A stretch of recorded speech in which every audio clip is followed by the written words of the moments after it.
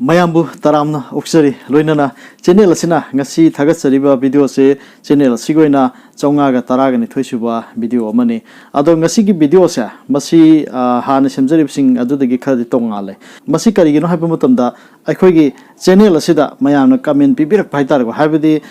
sum samna bida yek chalage boy bi haidi aigi yek aigi yumnak se si oire ado aije karamba yek ta chalibano khangde gan sum hanga ku jawba adigi tanawa numit se kari si tha sida kai oidino chei ka absi kai oidino chahai da bje si tha ina kai oidino question je adukki mati yam have tare maram de ayana video semi ba content je adum mayam da su kha tongan ba aduga kai hani akhoi gi yumba long ga mari leina ba kya amasu hai tare sam sam na da even imoinu gi mingkhai rol habedi lei chak tha do phum batam da kamai shon gani khot gani kai leidana sigum ba khoiram ba matan kamai hai gani gan question je adukki mati yam myam hangbiru pa singje adugi pakhum je ip ba singam da ba myam yawe reply han da ba myam yawe aduna myam subscriber sing nuai ta ba sudum yawung gani hai tare aduna mayam gi se kok na bagi da mukta aduga mayam gi aning ba pam ba se thung na bagi da mukta aihak ki channel asigi mari leina na hai tare website ama ino no na ma semjaban hai tare website se ai sana dum semjabani ado hariba website sida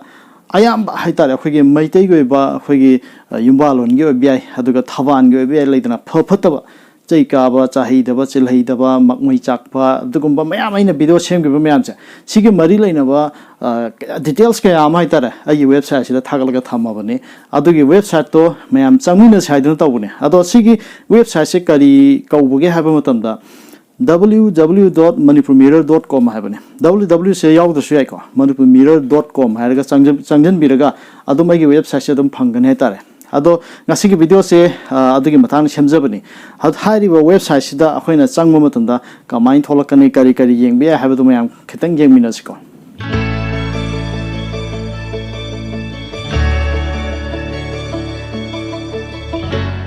samsamna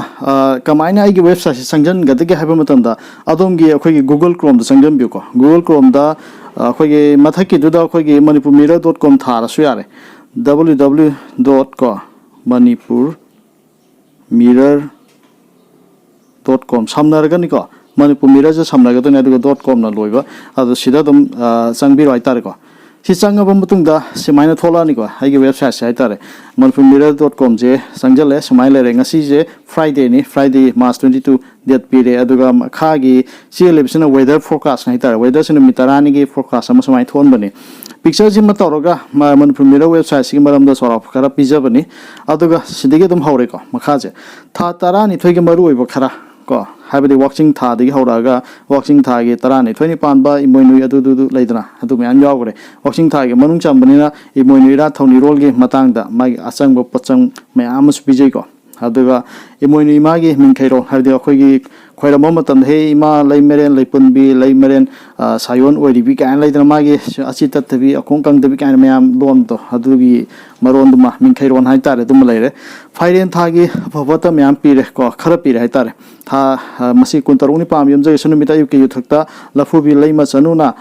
lamlek sanga nungau yum thangbaga ani po I kan sumaina leidana sigi tha tha gi oina maru oi ba hai tare ko khoi gi meitei goi ba lamta tha gi do su sumaina pire lamta tha gi khara ya mane khoi gi leidana sigumba aduga matungda sajibu ko sumai tawdana tha tarani thoi goi ba mayam ma pijabani silaire yangai tha bu pire poinu tha ko sibu pire mathangi amula chai ka ba numit watching tha gi phairen tha gi lamta tha gi sumaina mu tha trai thoi gi pije aduga tha tarani thoi goina chahai da ba chil hai da ba ko tha tarani thoi gi pulap pijabani ko sajibu da lafu tharo funil chahai de kana ko langmai tong chil hai de kana ha lai chen ba chen da bi su yaw ne ba adugi fall sudum pijari ko result da pungning wai pangal amade ko chu mangi kan sumaina lai tar sumaina habi tare ko akhoi ge tha tarani thogi chahai da ba chil hai da ba su pijare ado sida mai maram su khara dum pijare ko aduga pot pithok hai da numit ko habidi nomai ji numit ta akhoi ge phau gumba maru marang pithok ba phatti kaina sumai hairam ba gumba to adugum do ni makhai isna numit ki oina afaba thaban kan leidana numit ko be ta ba singai tar nomai ji numit sida akhoi ge mangani tarani tara mangani kun amasung kun thani pan ba thaban singja masi afaba thabane sumaina hai tare ko hafta amage the mine pijabani ꯑꯗꯣ ꯁꯤꯗ ꯄꯤꯔꯤꯕꯁꯦ ꯊꯕꯥꯅ ꯐꯕꯅꯤ ꯍꯥꯏꯗꯅ ꯄꯤꯖꯕꯁꯦ ꯃꯁꯤꯗ ꯑꯩꯈꯣꯏꯅ ꯈꯪꯖꯤꯟꯒꯗꯣꯏꯁꯦ ꯆꯌꯣꯜꯒꯤ ꯄꯤꯔꯤꯕ ꯅꯨꯃꯤꯠꯁꯤꯡ ꯑꯁꯤꯒꯤ ꯃꯅꯨꯡꯗ ꯄꯤꯔꯤꯕ ꯊꯕꯥꯟꯁꯤꯡ ꯑꯁꯤ ꯑꯐꯕ ꯇꯥꯕꯅꯤꯅ ꯑꯐꯕ ꯊꯕꯛ ꯇꯧꯕ ꯌꯥꯝꯅ ꯐꯩꯌꯦꯅ ꯄꯤꯔꯝꯃꯦ ꯍꯥꯏꯇꯥꯔꯦꯀꯣ ꯑꯗꯨꯒꯤ ꯃꯈꯥ ꯇꯥꯔꯛꯄꯗ ꯑꯩꯈꯣꯏꯒꯤ ꯏꯪꯈꯣꯜꯗ ꯄꯨꯈ꯭ꯔꯤ ꯂꯩꯕꯒꯤ ꯃꯔꯝ ꯍꯥꯏꯕꯗꯤ ꯄꯨꯈ꯭ꯔꯤꯒꯤ ꯃꯥꯏꯀꯩ ꯀꯣ ꯅꯣꯡꯄꯣꯛꯇ ꯂꯩꯔꯒꯅ ꯀꯩ ꯍꯥꯏ ꯃꯈꯥꯗ ꯂꯩꯔꯒꯅ ꯀꯩ ꯍꯥꯏ ꯀꯥꯏꯅ ꯂꯩꯗꯅ ꯑꯗꯨꯒꯤ ꯃꯇꯥꯡꯗꯨꯅꯤ ꯑꯗꯨꯒ ꯃꯊꯪꯗ ꯇꯠꯅꯕ ꯅꯨꯃꯤꯠ ꯀꯣ ꯋꯥꯛꯆꯤꯡꯒꯤ ꯌꯨꯝꯖꯒꯤ ꯁꯅꯤ ꯐꯥꯏꯔꯦꯡꯒꯤꯅ ꯇꯨꯏꯁꯗꯦꯅꯤ ꯀꯥꯏꯅ ꯄꯤꯖꯕꯗꯣ ꯑꯗꯨꯒꯤ ꯃꯊꯪꯗ ꯃꯩ ꯆꯥꯛꯄ ꯃꯌꯥꯝꯅ ꯍꯦꯛ ꯈꯪꯅꯤꯡꯗꯅ ꯍꯪꯕꯤꯔꯛꯄꯁꯤꯡꯗꯨꯅꯤꯀꯣ ꯃꯦꯔꯥ ꯋꯥꯛꯆꯤꯡꯗ 12ꯅꯤ ꯄꯥꯟꯕ 18ꯅꯤ ꯄꯥꯟꯕꯁꯦ ꯃꯩ ꯆꯥꯛꯄ ꯅꯨꯃꯤꯠꯅꯤ ꯀꯥꯏꯅ ꯂꯩꯗꯅ ꯁꯤꯒꯤ ꯃꯇꯥꯡꯗꯨꯅꯤ ꯑꯗꯨꯒ ꯃꯊꯪ ꯊꯥꯁꯤ ꯃꯥꯏꯀꯩ ꯑꯩꯈꯣꯏꯒꯤ ꯊꯥꯁꯤ ꯃꯥꯏꯀꯩꯗ ꯌꯥꯔꯦꯡꯅꯕ ꯆꯠꯍꯩꯗꯦ ꯀꯥꯏ ꯍꯥꯏꯅꯩꯗꯅ ꯋꯥꯛꯆꯤꯡ ꯀꯥꯂꯦꯟ ꯂꯥꯡꯕꯟꯗ ꯑꯋꯥꯡ ꯃꯥꯏꯀꯩꯁꯦ ꯊꯥꯁꯤ ꯃꯥꯏꯀꯩꯅꯤ ꯀꯥꯏꯅ ꯈꯪꯅꯗꯣꯏꯅꯦ ꯍꯥꯏꯇꯥꯔꯦ ꯁꯨꯃꯥꯏꯅ ꯍꯥꯏꯇꯥꯔꯦ ꯁꯨꯝ ꯆꯤꯡꯊꯔꯛꯑꯕ ꯃꯇꯨꯡꯗ ꯑꯩꯈꯣꯏꯒꯤ ꯑꯐꯕ ꯊꯧꯔꯝꯒꯤ ꯊꯥꯒꯤ ꯑꯐꯕ ꯅꯨꯃꯤꯠ ꯍꯥꯏꯇꯥꯔꯦ ꯑꯐꯕ ꯊꯧꯔꯝꯒꯤ ꯊꯥꯒꯤ ꯑꯐꯕ ꯅꯨꯃꯤꯠ ꯍꯥꯏꯕꯅꯤꯀꯣ ꯍꯥꯏꯕꯗꯤ ꯑꯉꯥꯡ ꯆꯥꯎꯒꯨꯝꯕꯗ ꯑꯩꯈꯣꯏꯒꯤ ꯃꯥꯔꯆꯀꯤ ꯑꯦꯄ꯭ꯔꯤꯜꯒꯅ ꯑꯌꯥꯝꯕꯅꯤꯀꯣ ꯍꯟꯗꯛ ꯊꯥꯁꯤꯒ ꯑꯣꯏꯅ ꯄꯤꯔꯤꯁꯦ ꯃꯇꯨꯡ ꯇꯥꯔꯛꯄ ꯍꯥꯞꯆꯤꯟꯖꯔꯛꯀꯗꯣꯏꯅꯤ ꯁꯨꯝ ꯃꯥꯔꯆꯇ ꯗꯦꯠ 11 22 ꯀꯣ ꯑꯦꯄ꯭ꯔꯤꯜꯗ ꯗꯦꯠ 10 11 ꯁꯤ ꯑꯉꯥꯡ ꯆꯥꯎꯒꯨꯝꯕꯗ ꯐꯩ ꯀꯥꯏꯅ ꯂꯩꯗꯅ ꯁꯨꯃꯥꯏꯅ ꯇꯧꯗꯅ ꯑꯩꯈꯣꯏꯒꯤ ꯑꯍꯟꯕ ꯐꯃꯨꯡ ꯅꯝꯕꯔ 10ꯗ ꯑꯍꯟꯕ ꯐꯃꯨꯡ ꯀꯥꯡꯊꯣꯟ ꯐꯤꯗꯥ ꯁꯤꯖꯤꯟꯅꯕ ꯀꯣ ꯁꯤꯒꯤ ꯅꯨꯃꯤꯠ ꯁꯤꯅ ꯗꯦꯠꯅꯤꯀꯣ ꯊꯕꯥ ꯅꯠꯇꯦꯀꯣ ꯃꯥꯔꯆꯀꯤ 8 11 20 22 25 ꯑꯦꯄ꯭ꯔꯤꯜꯒꯤꯅ ꯗꯦꯠ 1 10 ꯁꯤ ꯑꯐꯕ ꯅꯨꯃꯤꯠ ꯍꯥꯏꯇꯥꯔꯦꯀꯣ ꯁꯤꯒꯨꯝꯕꯁꯤ ꯇꯧꯕ ꯌꯥꯕ ꯍꯥꯏꯇꯥꯔꯦ ꯁꯤꯗ ꯄꯤꯔꯤꯁꯦ ꯅꯥ ꯍꯨꯠꯄ ꯑꯗꯒꯤ ꯂꯥꯏꯃꯤꯡ ꯂꯧꯕ ꯈꯨꯠ ꯁꯥꯒꯤ ꯁꯤꯜ ꯍꯥꯏꯗꯤ ꯊꯕꯛ ꯁꯨꯕ ꯈꯣꯠꯄꯒꯤ ꯑꯣꯏꯗꯣꯏꯅꯤꯀꯣ ꯈꯨꯠ ꯁꯥꯒꯤ ꯑꯣꯏꯕ ꯒꯥꯔꯤ ꯂꯩꯕ ꯌꯣꯟꯕꯒꯤ ꯀꯣ ꯅꯨꯃꯤꯠ ꯑꯐꯕ ꯊꯤꯕ ꯍꯥꯏꯇꯥꯔꯦ ꯁꯨꯝ ꯃꯌꯥꯝ ꯈꯪꯗꯕ ꯍꯥꯏꯇꯥꯔꯦ ꯀꯔꯤꯒꯨꯝꯕ ꯑꯃ ꯑꯩꯅ ꯁꯨꯃꯥꯏꯅ ꯇꯧꯒꯦ ꯍꯥꯏꯕ ꯃꯇꯝꯗ ꯈꯪꯉꯛꯇ꯭ꯔꯕ ꯃꯇꯝꯗ ꯀꯗꯥꯏꯗ ꯌꯦꯡꯒꯅꯤꯅ ꯃꯊꯥ ꯁꯥꯟꯅꯕ ꯃꯌꯥꯝ ꯌꯥꯎꯏꯗꯅꯀꯣ ꯑꯗꯨꯒꯤꯅꯤ ꯑꯗꯨꯒ ꯃꯊꯪꯒꯤꯁꯦ ꯑꯩꯈꯣꯏꯒꯤ ꯃꯄꯣꯛꯀꯤ ꯑꯣꯏꯕ ꯐꯝ ꯌꯦꯡꯕ ꯍꯥꯏꯇꯥꯔꯦ ꯃꯁꯤꯅ ꯑꯩꯈꯣꯏꯒꯤ ꯅꯤꯡꯊꯧꯒꯤ ꯃꯄꯣꯛꯅꯤ ꯑꯗꯒꯤ ꯄꯤꯕꯥꯒꯤ ꯃꯄꯣꯛꯅꯤ ꯃꯤꯅꯥꯏꯒꯤ ꯃꯄꯣꯛꯅꯤ ꯀꯌꯥ ꯍꯥꯏꯅꯕꯗꯣ ꯑꯗꯨꯅꯤ ꯃꯁꯤ ꯄꯨꯟꯁꯤ ꯆꯨꯞꯄ ꯑꯗꯨꯝ ꯑꯣꯏꯒꯗꯣꯏꯅꯤꯀꯣ ꯃꯤꯑꯣꯏ ꯑꯃꯅ ꯃꯍꯥꯛꯀꯤ ꯃꯄꯣꯛꯀꯤ ꯑꯣꯏꯕ ꯐꯝꯁꯤ ꯌꯦꯡꯉꯛꯄ ꯃꯇꯝꯗ ꯄꯨꯟꯁꯤꯒꯤ ꯑꯣꯏꯅ ꯑꯣꯏꯕ ꯍꯥꯏꯇꯥꯔꯦꯀꯣ ꯁꯤꯁꯦ ꯃꯌꯥꯝ ꯖꯨꯝ ꯇꯧꯁꯜꯂ ꯑꯗꯨꯝ ꯌꯦꯡ ꯌꯥꯕꯅꯤꯀꯣ ꯀꯅꯥꯒꯨꯝꯕ ꯃꯤꯑꯣꯏ ꯑꯃ ꯁꯖꯤꯕꯨꯒꯤ ꯅꯣꯡꯃꯥꯏꯖꯤꯡꯗ ꯄꯣꯛꯑꯦ ꯍꯥꯏꯇꯥꯔꯗꯤ ꯃꯥꯁꯦ ꯄꯟꯗꯤꯠꯀꯤ ꯃꯄꯣꯛ ꯑꯣꯏꯗꯣꯏꯅꯦꯕ ꯑꯗꯨꯒ ꯀꯅꯥꯒꯨꯝꯕ ꯑꯃꯅ ꯍꯤꯌꯥꯡꯒꯩꯒꯤ ꯃꯥꯁꯦ ꯌꯨꯝꯖꯀꯩꯁ ꯄꯣꯛꯑꯦ ꯍꯥꯏꯔꯁꯤꯀꯣ ꯍꯤꯌꯥꯡꯒꯩꯒꯤ ꯌꯨꯝꯖꯀꯩꯁꯁꯦ ꯂꯩꯃ ꯇꯥꯕ ꯁꯨꯃꯥꯏꯅ ꯍꯥꯏꯇꯥꯔꯦ ꯇꯦꯕꯜꯁꯦ ꯌꯦꯡꯗꯣꯏꯅꯤꯀꯣ ꯁꯨꯃꯥꯏꯅ ꯁꯨꯝ ꯌꯦꯡꯕ ꯍꯥꯏꯇꯥꯔꯦ ꯁꯤꯁꯦ ꯄꯨꯟꯁꯤꯒꯤ ꯑꯣꯏꯅ ꯍꯣꯡꯉꯔꯣꯏꯗꯕ ꯄꯣꯠ ꯑꯃꯅꯤꯀꯣ ꯍꯥꯏꯇꯥꯔꯦ ꯆꯍꯤꯒꯤ ꯍꯣꯡꯕꯗꯣ ꯅꯠꯇꯦꯕ ꯀꯅꯥꯒꯨꯝꯕ ꯑꯃ ꯑꯩꯁꯦ ꯐꯥꯏꯔꯦꯟ ꯊꯥꯒꯤ ꯃꯥꯁꯦ ꯁꯒꯣꯜꯁꯦ ꯄꯣꯛꯄ ꯃꯤꯅꯤ ꯍꯥꯏꯇꯥꯔꯗꯤ ꯃꯥꯁꯦ ꯄꯟꯗꯤꯠꯀꯤ ꯃꯄꯣꯛ ꯍꯥꯏꯕꯗꯨ ꯑꯣꯏꯗꯣꯏꯅꯦꯕ ꯑꯗꯨꯃꯥꯏꯅ ꯇꯧꯗꯅ ꯃꯥꯒꯤ ꯃꯄꯣꯛꯁꯤꯒꯤ ꯑꯗꯨꯃꯥꯏꯅ ꯄꯤ ꯍꯥꯏꯇꯥꯔꯦꯀꯣ ꯑꯗꯨꯒꯤ ꯐꯣꯜꯁꯦ ꯀꯅꯥꯒꯨꯝꯕ ꯅꯤꯡꯊꯧꯒꯤ ꯃꯄꯣꯛ ꯑꯣꯏꯇꯥꯔꯒꯗꯤ ꯃꯈꯥꯗ ꯑꯃꯨꯛ ꯌꯥꯎꯖꯔꯦꯀꯣ ꯅꯤꯡꯊꯧꯒꯤ ꯃꯄꯣꯛꯇ ꯄꯣꯛꯄꯗꯤ ꯅꯨꯡꯉꯥꯏꯕ ꯃꯇꯝꯗ ꯈꯝ ꯊꯦꯡꯅ ꯅꯨꯡꯉꯥꯏ ꯅꯪꯕ ꯋꯥꯕ ꯃꯇꯝꯗ ꯌꯥꯝ ꯅꯪꯉꯤ ꯆꯥꯎꯊꯣꯛꯏ ꯃꯤꯕꯨ ꯁꯤꯖꯤꯟꯅꯅꯤꯡꯉꯤ ꯑꯩꯒꯤ ꯃꯤꯒꯤ ꯅꯥꯏꯅ ꯆꯠꯂꯤ ꯅꯨꯡꯉꯥꯏꯕ ꯄꯥꯝꯃꯤ ꯀꯥꯏꯅ ꯁꯨꯃꯥꯏꯅ ꯍꯥꯏꯇꯥꯔꯦꯀꯣ ꯃꯥꯒꯤ ꯃꯔꯝꯗꯨꯁꯨ ꯑꯗꯨꯝ ꯄꯤꯖꯕ ꯍꯥꯏꯇꯥꯔꯦꯀꯣ ꯑꯗꯨꯒ ꯁꯨꯝ ꯆꯤꯡꯊꯔꯛꯑꯒ ꯑꯩꯈꯣꯏꯒꯤ ꯃꯩꯇꯩ ꯌꯦꯛ ꯁꯂꯥꯏꯒꯤ ꯃꯇꯥꯡꯗ ꯍꯥꯏꯇꯥꯔꯦꯀꯣ ꯌꯥꯝꯅ ꯑꯩꯈꯣꯏꯒꯤ ꯃꯌꯥꯝꯅ ꯈꯪꯅꯤꯡꯕ ꯃꯌꯥꯝ ꯑꯃ ꯂꯩꯕꯗꯨꯅꯤ ꯃꯩꯇꯩ ꯌꯦꯛ ꯁꯂꯥꯏꯒꯤꯗ ꯃꯉꯥꯡꯒꯤꯗ ꯑꯩꯈꯣꯏꯒꯤ ꯀꯂꯔꯁꯤꯅ ꯀꯩꯅꯣ ꯃꯥꯁꯤ ꯏꯁꯤꯡ ꯀꯗꯥꯏꯗꯒꯤ ꯂꯧꯒꯅꯤ ꯃꯥꯒꯤ ꯉꯥꯁꯤꯅ ꯀꯩ ꯃꯆꯨ ꯑꯣꯏ ꯀꯥꯏꯅ ꯂꯩꯗꯅ ꯊꯥꯡꯁꯤꯅ ꯀꯩ ꯊꯥꯡꯅꯣ ꯆꯥꯛꯊꯥꯡ ꯍꯥꯏꯕꯗꯨꯅꯤ ꯃꯉꯥꯡꯒꯤ ꯀꯥꯏꯅ ꯎꯁꯤꯅ ꯀꯩ ꯁꯤꯖꯤꯟꯅꯩ ꯀꯩ ꯑꯣꯏꯒꯦ ꯍꯥꯏꯇꯥꯔꯦ ꯁꯍꯤ ꯍꯥꯏꯕ ꯎꯁꯤꯅꯤ ꯀꯥꯏꯅ ꯂꯥꯗ ꯆꯪꯕꯤ ꯂꯥꯅꯤ ꯀꯥꯏꯅ ꯁꯨꯃꯥꯏꯅ ꯁꯨꯝ ꯌꯦꯡꯕꯗꯣ ꯃꯉꯥꯡꯒꯤ ꯑꯣꯏꯕ ꯂꯨꯋꯥꯡꯒꯤ ꯑꯣꯏꯕ ꯈꯨꯃꯟꯒꯤ ꯑꯣꯏꯕ ꯑꯗꯨꯒ ꯁꯤꯗ ꯁꯝꯅ ꯍꯥꯏꯔꯕꯗ ꯄꯤꯖꯔꯤꯀꯣ ꯃꯉꯥꯡꯒꯤꯗ ꯏꯉꯥꯒꯤ 15ꯅꯤ ꯄꯥꯟꯕ ꯊꯔꯁꯗꯦ ꯀꯥꯏꯅ ꯊꯥꯔꯝꯃꯤꯁꯦ ꯃꯁꯤ ꯏꯉꯥꯒꯤ 15ꯅꯤ ꯄꯥꯟꯕꯁꯦ ꯃꯉꯥꯡꯒꯤ ꯑꯩꯈꯣꯏ ꯑꯄꯣꯛꯄ ꯈꯣꯏꯔꯝꯕ ꯈꯣꯠꯄ ꯑꯗꯨꯒꯨꯝꯕ ꯌꯥꯕ ꯑꯗꯨꯒꯨꯝꯕ ꯅꯨꯃꯤꯠ ꯍꯥꯏꯇꯥꯔꯦꯀꯣ ꯑꯗꯨꯃꯥꯏꯅ ꯑꯣꯏꯕꯅꯤ ꯑꯗꯨꯒꯨꯝꯕ ꯃꯌꯥꯝꯗꯣ ꯄꯤꯖꯕꯅꯤ ꯑꯩꯈꯣꯏꯒꯤ ꯁꯂꯥꯏ ꯇꯔꯦꯠꯀꯤ ꯂꯣꯏ ꯄꯤꯖꯔꯦꯀꯣ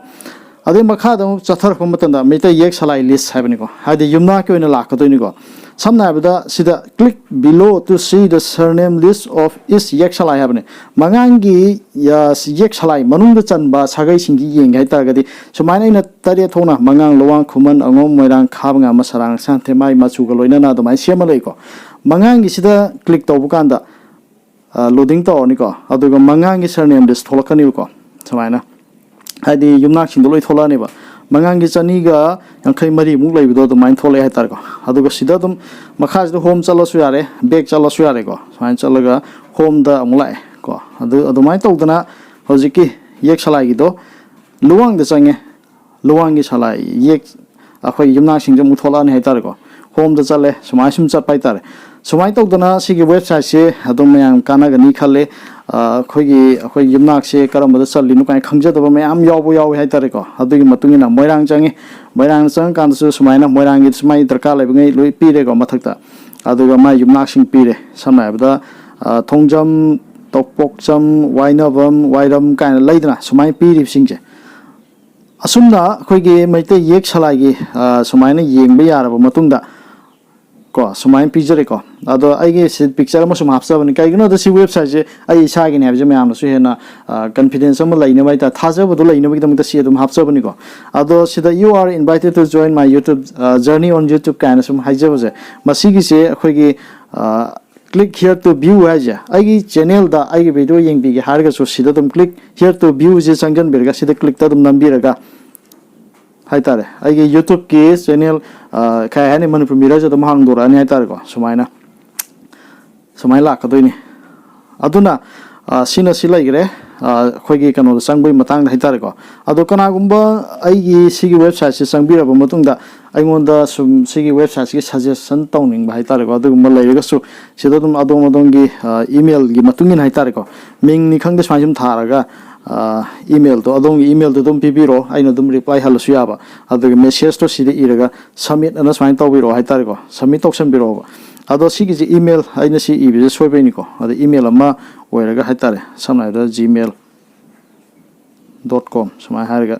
submit tawbiro haitare ko aduga thank you haina tholai ko si yawgorabani aigi angonda phangani haitare ko aduga loina kana gumba muna khoigi khubang mai ga mari leina haitare ai handak se khubang mai edum yengjari ko mayang edum mayam result pi ne bo honari haitare pi do khras dum wali ado khubang mai ga matang ju aina mayam singdok chaning ba mana masi matam yam chang haitare haide pdf file semai ne computer typing tawe aduga page ahum mari je dum typing tawraga magi khubak se lairiba diagram mayam yi haitare haide mai sing je hardline gi matungina lifeline adige mainland adige magi fairline gi matungina mai kari phungdok ke habdo mi du gi haitare adugi matungina kano tawe haitare aduna kahani mayam sigi matang sida yengbining bul lairagana akhoi whatsapp ta kari kari changadage kari darkar laibagi habdo adugi matungina whatsapp ke through da dum message thana bo yai ko whatsapp se dum changjan bi gai tu mayam sumai dum whatsapp se nam kanda adongi whatsapp to hang dora ani haitare aduga ai ge number dum message thaba dum yagani ko adum laire comment pi ge su dum yai ko mayam sida aduga loina na khoige menu je sida menu lai ko menu je changjala kanda chamnai da four story